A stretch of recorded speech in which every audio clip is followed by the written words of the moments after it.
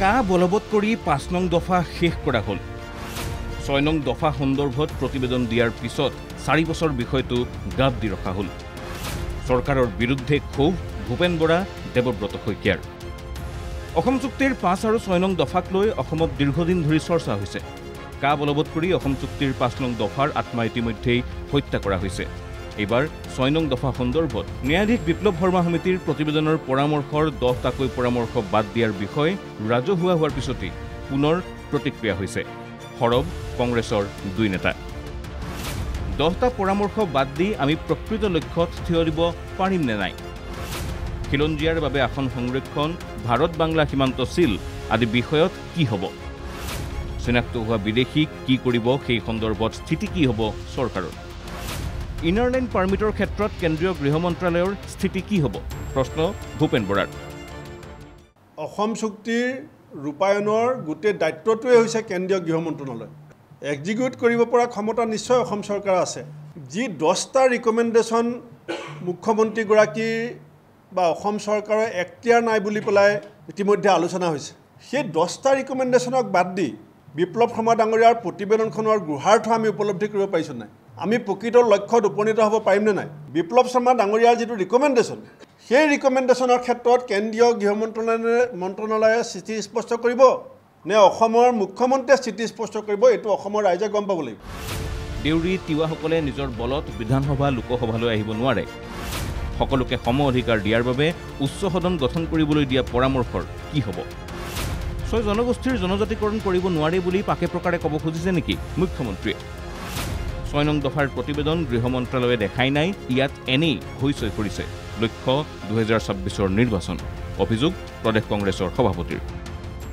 দেউৰীসকলে নিজৰ শক্তিৰে কোনো এটা বিধানসভা সমষ্টিৰ পৰা বিধানসভালৈ আহিব নোৱাৰে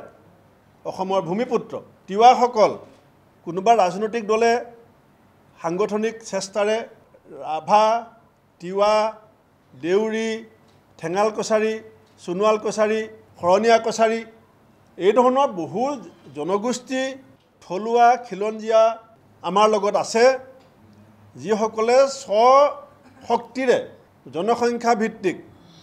বিধানসভাখনলৈ নিৰ্বাচিত হৈ আহিব নোৱাৰে গতিকে সকলোকে সম অধিকাৰ সম অংশগ্ৰহণৰ কাৰণত বিপ্লৱ শৰ্মা ডাঙৰীয়াই যি আপাৰ হাউচৰ কথা কৈছে এই আপাৰ হাউচ অসমত গঠন কৰাৰ ক্ষেত্ৰত কেন্দ্ৰীয় গৃহ মন্ত্ৰালয়ৰ স্থিতি অসমৰ ৰাইজে জানিব লাগিব এতিয়া ৬ জনগোষ্ঠীক জনজাতিকৰণ কৰিব নোৱাৰে বুলি মুখ্যমন্ত্ৰীয়ে বিভিন্ন পাকে প্ৰকাৰে বিষয়টো এৰাই চলাৰ লগতে কিন্তু বিপ্লৱ শৰ্মা ডাঙৰীয়াৰ ৰিকমেণ্ডেশ্যন কৰাৰ পিছত আমি জানিব বিচাৰিছোঁ কেৱল ইয়াত এটা হুলস্থুল পৰিৱেশ সৃষ্টি কৰিবলৈ চেষ্টা কৰিছে কিয় যে ২০২৬ চনৰ নিৰ্বাচনী বৈতৰণি পাৰ হ'বৰ কাৰণে মুখ্যমন্ত্ৰীক এটা কৌশল লাগে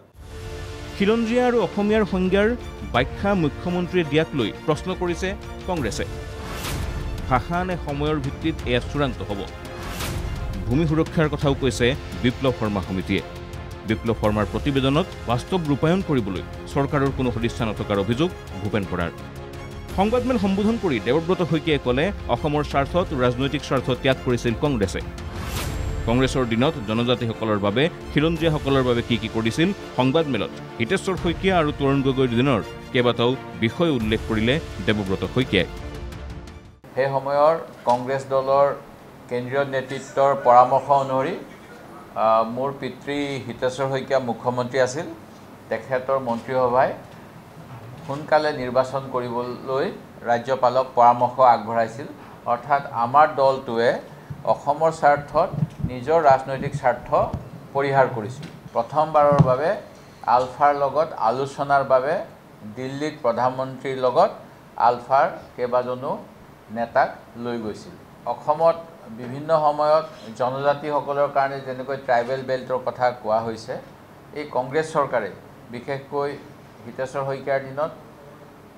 মিচিংসকলৰ স্বায়ত্ব শাসন দিয়া হৈছিল তিৱাসকলৰ স্বায়ত্ব শাসন দিয়া হৈছিল আৰু বিভিন্ন ধৰণেৰে জনজাতিসকলৰ বাবে কাম কৰা হৈছিল আৰু যিটো কাম পৰৱৰ্তী সময়ত তৰুণ গগৈ ডাঙৰীয়াৰ দিনতো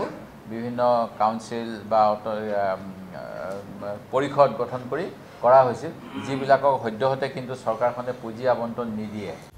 বিজেপি চৰকাৰৰ দিনতেই এপিএছচিৰ পৰা অসমীয়া কাকত আঁতৰাই দিয়াক লৈ ক্ষোভ উজাৰি বিধানসভাৰ বিৰোধী দলপতিয়ে ক'লে যদি ৰাজ্যত বাংলাদেশী আছে খেদি পঠিওৱাৰ ব্যৱস্থা কৰক চৰকাৰে অসম চুক্তি ৰূপায়ণ বিভাগে আছুৰ সৈতে কৰা আলোচনাত কংগ্ৰেছক আমন্ত্ৰণ কৰিবলৈও দাবী জনালে দেৱব্ৰত শইকীয়াই। ভিডিঅ' জাৰ্নেলিষ্ট ৰাতুল আহমেদৰ সহযোগত বঞ্জিত কলিতাৰ ৰিপৰ্ট NKTV+।